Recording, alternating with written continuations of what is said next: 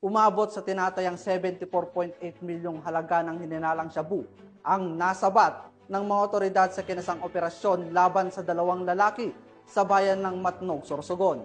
Tinitiyak ng mga otoridad na tuloy-tuloy ang kanilang kampanya kontra iligal na droga upang mapigilan ang pagpasok ng malalaking bulto ng ipinagbabawal na gamot sa bansa. Nakatutok dyan si Patrolwoman Vanessa Sol.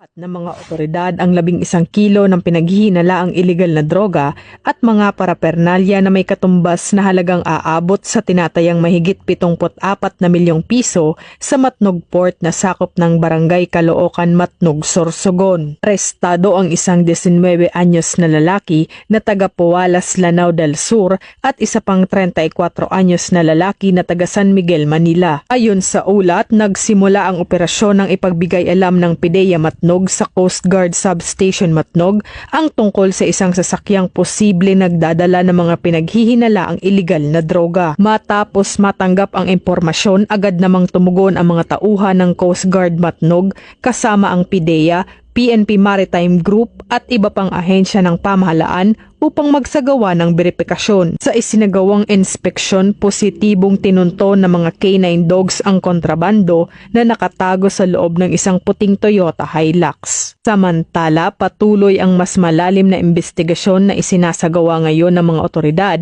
upang matukoy ang lawak ng operasyon at mapanagot ang mga sangkot sa iligal na kalakalan. Haharap ang mga ito sa kasong paglabag sa Republic Act 9165 o ang Comprehensive Dangerous Drugs Act of 2002. Mula dito sa Legazpi City, Albay, ako ang inyong PNN correspondent, Patrolwoman Vanessa Sol, alagad ng batas, taga-taguyod ng Balitang Pulis.